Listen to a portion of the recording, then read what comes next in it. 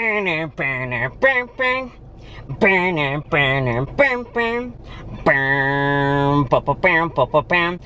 can be mean, I can be angry, you know I could be just like you. I could be fake, I could be stupid, you know I could be just like you. You thought you were standing beside me, you were only in my way. You're wrong if you think that I'll be just like you. Word on the street is that Adam Gontier is returning to 3 Days Grace. So I have been listening to some classic 3 Days Grace, and it has been a vibe.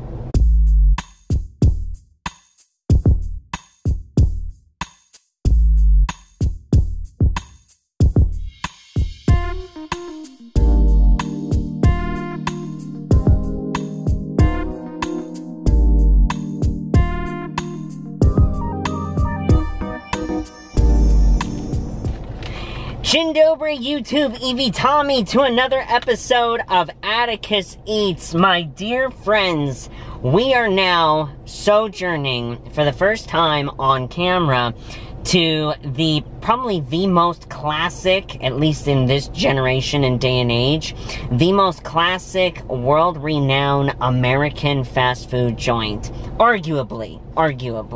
And that is, of course, the one and only McDonald's, or Mickey D's as we would call it on set sometimes. My dear friends, this is quite the treat. Oh my goodness, I am so thrilled to be here with you all. I am salivating. Atticus is a hungry camper child once again. And I'm so thrilled that we get to come and hang out and just have some fun. And my dear friends, oh my goodness, I'm so thrilled beyond measure at the amazingly warm response that you all gave to me for the Krabby Patty meal back at Wendy's for last week's episode.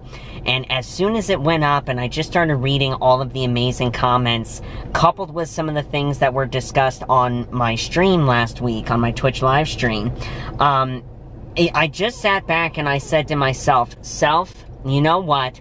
We need to hit McDonald's. We're hitting all of the good burger joints, but we need to do something different and really just go for it, because again, all of you amazing people like when I try stuff new, as well as show my favorite things to order from these various places.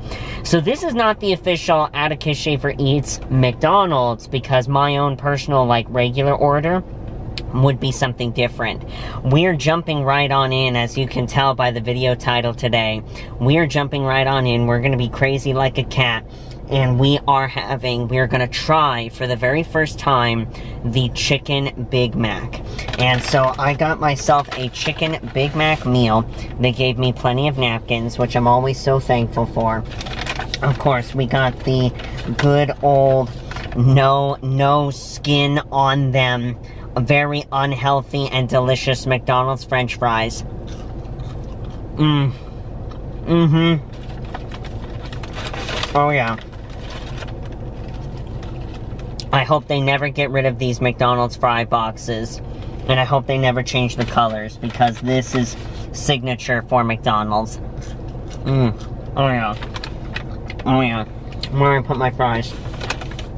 Okay, phone, you move. We have a little, what I use as a fry holder down here. We're gonna partake in these Nestorovia. And then, of course, the piece de resistance, which we've drawn from our double check for accuracy bag. Oh yeah. Oh yeah. The McDonald's Big Mac box. One of a kind. Absolutely awesome. We're gonna bust it open now. Oh, that's okay. Seems a touch dry at the top. What the heck? All my pickles fell off. No, we're not gonna revisit that episode of SpongeBob. Hold on, let me address this. Apparently these people were in a rush or something. But, yeah, I've got sauce all over the side of it, and my bun fell off. Anyway, alright, maybe we're gonna already start critiquing. I don't know, but there we have it. The Chicken Big Mac from McDonald's. I am most assuredly a fan of the original standard issue Big Mac. It is definitely a classic treat for me. I do enjoy it when I'm particularly hungry, but you have to be careful. You need to be a certain type of hungry to eat a Big Mac, because when you get through it and the fries, there will always be that feeling of barfiness after. But also, by the way, to finish out the drink, I am rocking today the Hi-C Orange, which is it. If you do not know the vibe, the amazing just flavor sensation that Hi-C Orange Lava Burst at McDonald's, and only at McDonald's, possesses, you need to do yourself a favor and go out and get yourself an orange Hi-C with ice from a McDonald's, because this has remained the same since I was a child, and it just hits differently. This absolutely slaps. Nizdorovia, people.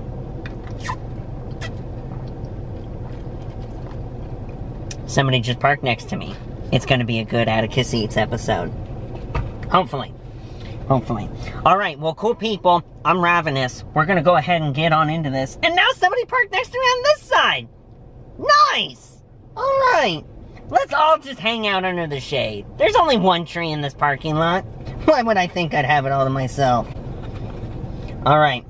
So, pretty much the exact same, you know, in toppings, condiments, all the good stuff as a regular Big Mac, but it's chicken. And what's funny is it doesn't look like a McChicken sandwich.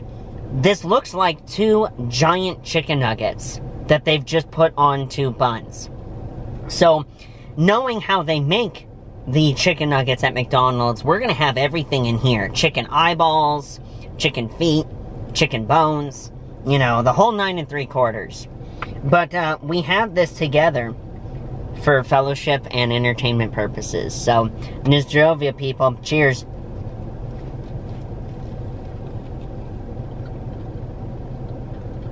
Mm-hmm.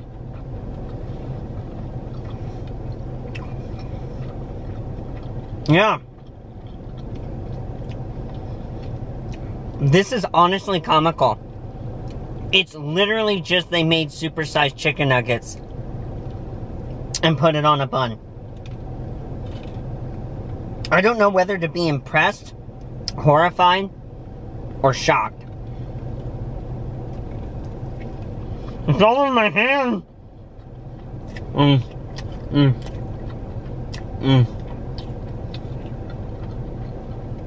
I'm glad they gave napkins.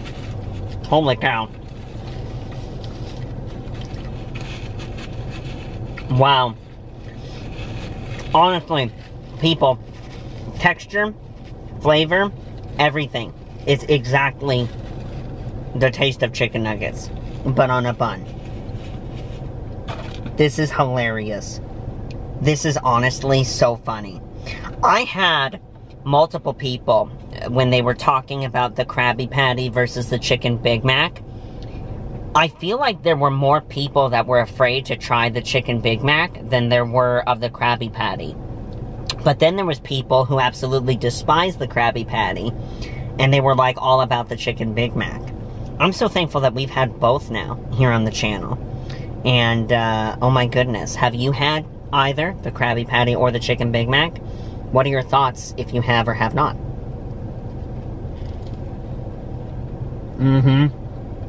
It's its own thing. If you get this, don't sit here and be like, oh, it's a fried chicken sandwich. No, no, no. No. It's its own category. It's its own category of fake food, you know, and made-upness. Yeah. It's almost like they had children conceptualize what would be a good idea for food, and this happened to fit into their budget for this year, you know.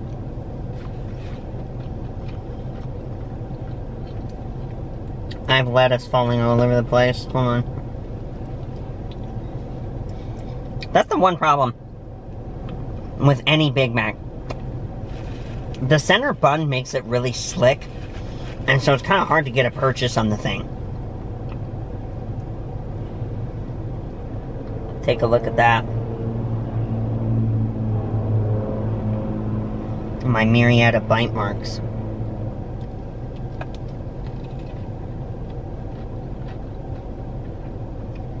The edge has a decent crust to it.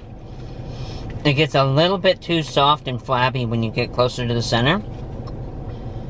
I'm laughing because this woman that's over here, I think she's staring at me, talking to you guys and eating. And I think she thinks I'm crazy or a dork.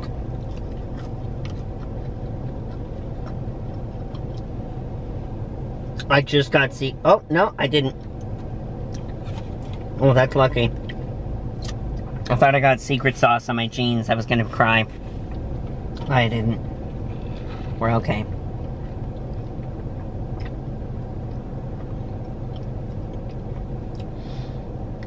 I'm scared this is gonna disintegrate my hands. And then I'm gonna scream and you're all gonna laugh at me.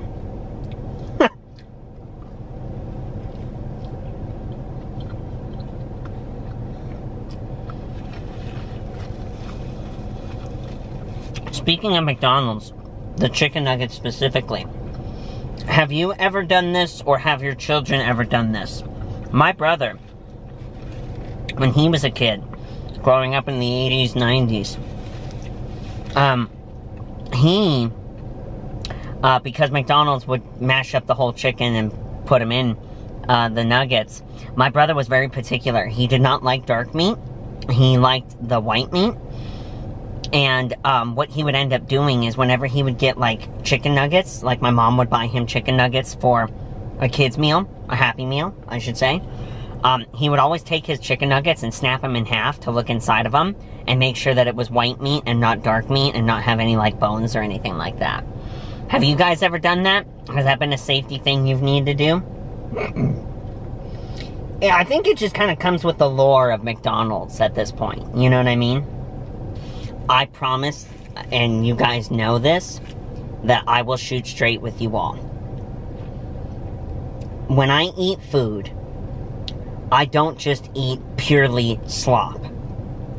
I don't necessarily eat things simply because they're set in front of me. There are times, and there have been times here on the channel, where I've eaten something because I was really starving, and in the moment, it was really, I perceived it as being good. And then, I go home, and I think on it, and I feel barfy, or I'm not in a good mood, like I remember it, and it was really nasty. And then I'll kind of come in, and I'll edit with my little verbiage that I put down here. And I'll say, no, this is actually what it was really like. This, I don't need to do that. I need to just be honest. When I eat food, and for all of us who are foodies, we know that the art of making good food is an art form. You have to think of everything from the visual appeal, the aesthetics of it, functionality, how do you eat it, flavor profiles, is it a dipping item, are there sauces already on it or mixed into it, you know, how do you layer things like a sandwich or a burger, and then taste, of course, and then texture. Texture's a big thing for me. It always has been for a very long time. When I just took that last bite, I felt nausea overcome me. And you all know, I know my food. I'm getting really nauseous while eating this, and so I'm actually gonna push myself away from the table and say, no more Jell-O for me, Mom. I need to say I'm done with this. I think that between the two promotional items, that the Krabby Patty was far better than the Chicken Big Mac. Having it just essentially be these two giant chicken nuggets on a bun is really actually nauseating. And, like, you get the edge, and it's good. All the other ingredients for this are really good. And for the record, by the way, this is a McDonald's branch that I have never been to before in my life. I was looking at what was near me for my errand running found this one, and I go, hey, that one looks relatively clean and newer. Let's try it. Aesthetically, that McDonald's is very clean. It's very nice. The bun was very soft, perfect amount of sauce. Sauce tasted fresh, cheese was good, pickles, lettuce, all of it was good. None of that bothered me. I wish I had the beef patty, because this chicken, the patty, is nauseating. You get a little bit of a crunch on the outside, and then you start to eat deeper into it, and it's not that good. It's really barfy, it's really flabby in the center, and it's actually very bland. It's a very bland flavor profile. I'm really just tasting the condiments and then this very bland, thick, and I mean thick, chicken, because it's the two patties. I'm not big on this. McDonald's, I think you kind of failed us with this one. I think you just kind of, you were too far reaching with that. Yeah. Yeah. That was not a cup of tea that I wanted to drink, you know? I'm glad I got the meal, because at least I have some French fries that I can nibble on and a drink that I get to partake with you guys on. I'm gonna rate, I've never done this before, I'm gonna rate the Chicken Big Mac from McDonald's a 2 out of 10. Couldn't even finish it. That's bad. McDonald's French fries, however, 6.5 out of 10. Maybe even a 7 out of 10. These are perfect. Perfectly cooked through. Perfectly salted, not overly salted. High C Orange from McDonald's specifically, 10 out of 10. Would recommend. Oh yeah. That's the good stuff. That's the good stuff. For sure. Alright. Well, cool people. Stay tuned. Give me just a minute. It'll just be a minute for you. Let me polish off some more of these fries, and then we're going to get into some awesome questions and story time from Atticus. Don't go anywhere. Alright. I only ate about half of those fries, because it's a lot. It's a lot of food. And I ate more of that Chicken Big Mac than I probably should have. So I'm kind of full and a bit nauseated. I'm feeling a little barfy from the Chicken Big Mac. So I'm definitely going to refrain from eating anything else. My dear friends, though, I want you to comment down below. McDonald's is a place that I want to go back to. Actually, a couple different times, if I'm going to be completely honest with you. Because I was looking at the menu as I was standing in line in there to order this.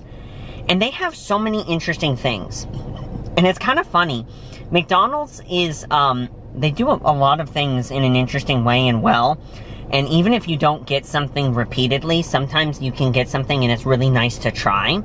And you can be in a mood for a lot of different things. And I constantly talk about this, especially recently on the channel, where there's just sometimes you're in the mood for like French fries and a Coke. You know what I mean? And I remember that would be something my mom would do at times, like if she was working or you know, we were in between auditions, like when I was young. If we could, and there was a safe area to do so, we would go and stop off at a McDonald's, go through a drive-thru, and my mom would just get like a hamburger Happy Meal. And we would, you know, she would get that for herself and get something for me, and then we would just eat together, you know what I mean? Sometimes she wouldn't even get a protein item. Sometimes she'd just get like a medium fry and a Coke, and just kind of get that little hit, the salty and the sweet, you know? Get the energy spike, and then keep moving forward from there. And that wasn't something that we did all the time, but again, it was a treat, and dependent on what we had going on, like going through a day full of auditions or whatever, you know, we would do that. Because back then, we would have to go all over the place. There was no such thing as self-taping. If you did, that was most often because, like, the casting was in New York or Canada or something, and or it was a foreign film, and you as the actor were in America or something. Now, that's like almost only what they do, are self-tape auditions. So, you know, times have definitely changed a lot. But I want to ask you guys, because I have a lot of fond memories. I actually discovered many of the good treat items at McDonald's because of my friend Demetrius. Oh good, we have a guy who likes to back into his parking spaces next to me. You have been judged heavily, sir. But I can remember the very first time in my life that I ever had a McFlurry was because of my buddy Demetrius. We went somewhere, and he asked his dad, hey, can I get a McFlurry? And then he got it for him. And I was like, what is that? And he goes, it's an Oreo McFlurry. They're the greatest thing ever. And so I bought one, and it was so good. Oh my goodness, it was amazing.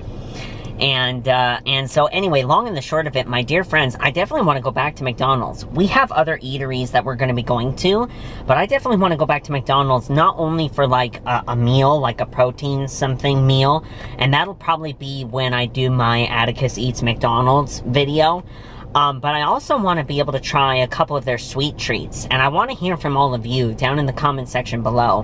What is the sweet treat that you want to see me try from McDonald's? I love the Oreo Cookie McFlurries. I have not had one of those in a very long time. I couldn't even tell you when. But also, my treat when I was little, as like a quick ice cream that my mom would give me, especially in the summertime, was a chocolate sundae. A hot fudge sundae, I should say. A hot fudge sundae from McDonald's. That was my absolute favorite life-giving treat from McDonald's, and I would love to be able to have one of those again with all of you here on the channel. I don't care if it's autumn. California doesn't either, apparently. It's going to be 90-something tomorrow at time of this recording. But let me know. Let me know what you guys think in the comment section down below. And if you have anything else that you want to recommend that I get from McDonald's, please do. I think we're going to make at least 2 more trips to McDonald's, stretched over the the time span, a period of time. We're going to do some other restaurants and eateries and different types of food in between, of course. But I think that'd be a lot of fun. Speaking of being in the industry, I haven't been able to talk about one of these stories in a hot minute, and so I want to be able to share this. You all responded so lovingly with the concept of me talking about the different drivers that I've had in my life and in my career being on the show. And so I wanted to incorporate another driver story today. I'm really disappointed because I don't remember the names of these people, and I wish that I did, because they did stand out to me. But as I'm sure many of you can imagine, I have met thousands upon thousands of people in my life. I've worked with hundreds of them, I've met thousands of them, and that's in various places, right? Not just online, but in a whole multitude of places. And so I wish I could remember every single person's name, but I just realistically cannot. So I mentioned to you all before that every year at the end of filming a season for the show, we would always go to New York. We would do a publicity gambit in New York. And that was literally maybe a 2, maybe 3-day excursion, usually just 2.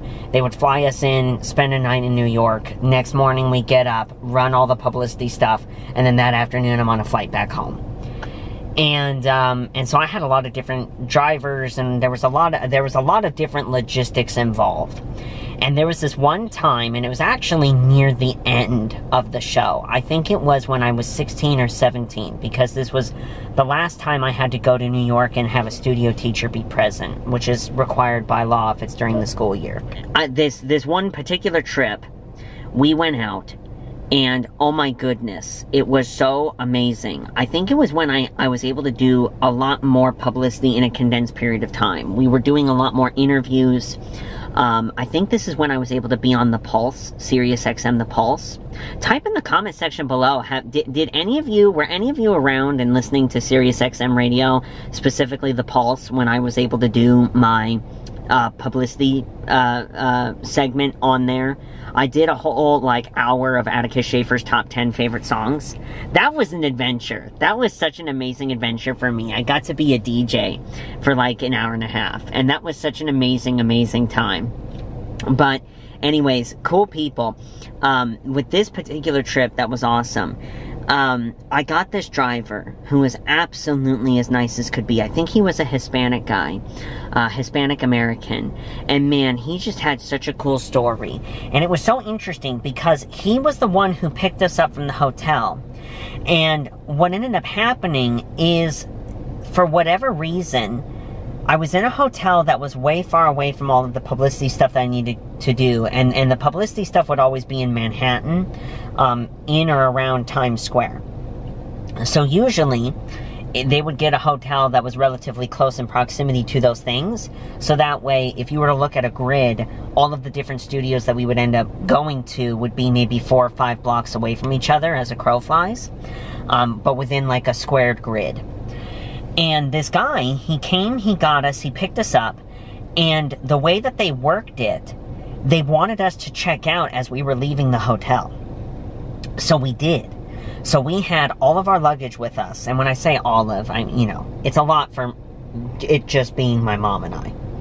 But we got this stuff, and the studio teacher was there, and we checked out of the hotel. Well, when we left, the very first publicity thing, which was at Good Morning America, I believe, we ended up where the guy's handler said, hey, they're wanting me to take you back to the hotel to check out. And I go, wait, we already did that. And he goes, that's what I thought, because you put your luggage in the back, in the trunk of the car, right? And we go, yeah. And he said, well, I'm not going to worry about that.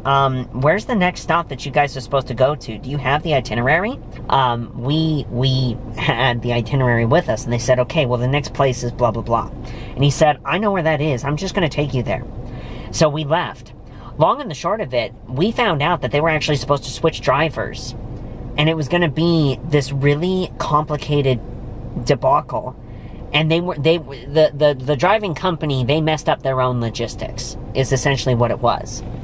So what ended up happening is we were really comfortable with this guy just out of the gate. He was a very cool, nice dude who was a driver. And what ended up happening is he said to us, he goes, I'll just be your driver the rest of the day. You guys are awesome. And, I'll work it out with the company later. I'm not going to leave you guys hanging. I don't want to leave you guys in the middle of somewhere and, you have to lug around all your stuff, or we don't know what the other driver's going to do or be like. I'll just take care of you guys all day. And that was so stand-up of him and so incredibly cool. And what we ended up finding out is when I finished all of my publicity stuff, they had scheduled the flight to not be until like 5 or 6 o'clock in the afternoon to go home. And we were already done, and it was like 2. And so what ended up happening is, by law, because we needed to have more schooling hours banked, my mom was turning to the teacher, and she said, look, my son, he's ahead. He's done everything that we brought for him to do school-wise today. It was a Saturday, too, that I was doing all of this. And pretty much my mom said, is there a museum or something that we can do that's like actually hands-on and we can go and enjoy for Atticus' schooling for today? And what was really cool is the studio teacher did say, ironically, we are like 5-6 miles away from the Museum of Film History. And we go, that's perfect. Can we go there? Hey, driver, do you mind taking us there? And he was like, I don't mind at all. You got it. Let's go. And he was so cool because he took a scenic route to get there where we were able to drive by an aircraft carrier that's almost like a museum, and it was stationed somewhere in New York.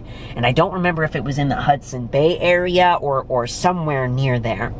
And then he drove by a soda bottling company that was like a super, super, super old one that was there for the longest time. And it was so much fun because what ended up happening is the studio teacher, like all studio teachers are, ended up being really kind of weird. And for whatever reason, he pulled out like it looked like a badminton toy, but it was from Korea or Vietnam or something, and he just handed it to me, and it was really awkward. And after we saw the museum and everything like that, he just got out and left. And you know, he made his way back home somehow, some way.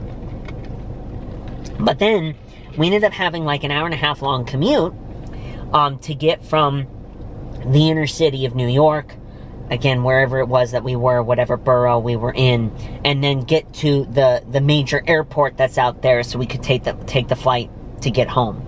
And it was so cool because I got to spend time getting to know this guy who was the driver, my mom and I both.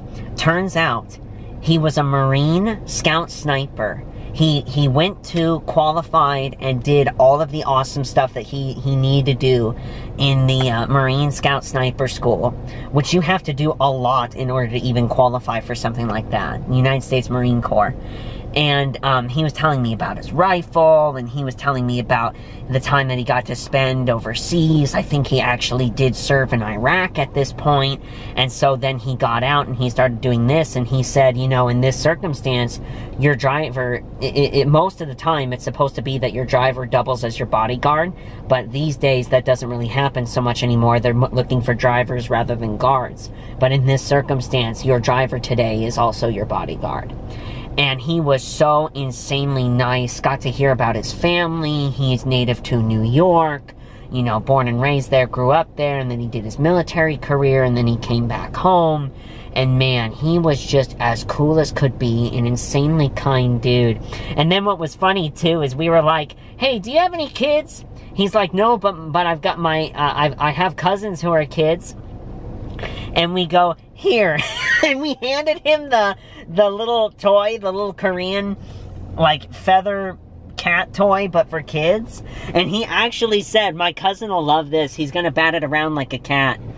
And we both, my mom and I both just guffawed at that. It was so funny. Had such a great sense of humor. Took the absolute best care of us. Absolute amazing respect. And I just love that, you guys. I love the salt of the earth kind of people.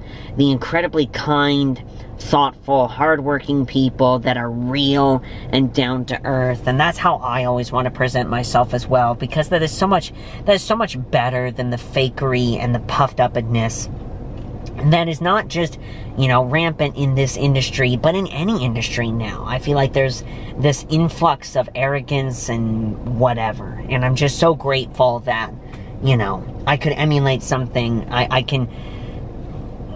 My mom raised me in such a way as to keep me down to earth and help me value the simple things.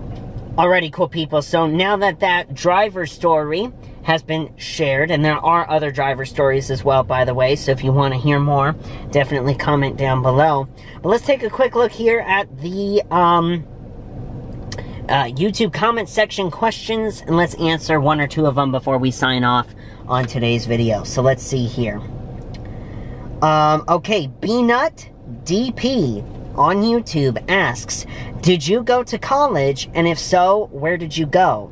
No, I did not go to college. College to me is something that is, I would dare say unnecessary, but also, you know, there's more to it than that. I believe that colleges are not the institutions of higher education that they once were. Colleges originally in this country, and universities and centers for higher learning, were actually supposed to be a means in this country to equip young people with the understanding of the fundamentals of what makes our country unique and what it is, and also to equip young minds in knowledge of the Bible, the gospel, and then how to spread those things. Even at the major universities like Harvard and whatnot, you know, they were places that were designed for that purpose. And obviously nowadays they've skewed so far away from that that I really don't even know what good they are. Trade schools seem better than most colleges these days. Did I say that out loud? My dear friends, unfortunately, I was doing a test on my camera, and my camera battery is very low all of a sudden. And so, unfortunately, I am going to have to cut this video short. But hopefully you all were able to enjoy this this video today. I'm a little bit distracted because I'm realizing now I have to cut my video short. Darn.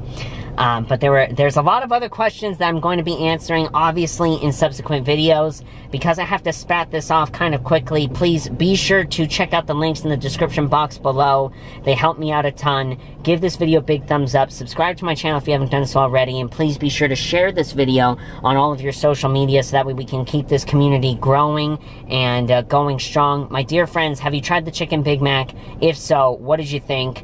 How would you compare that to the Krabby Patty, to the whatever purple bun meal it is at Burger King?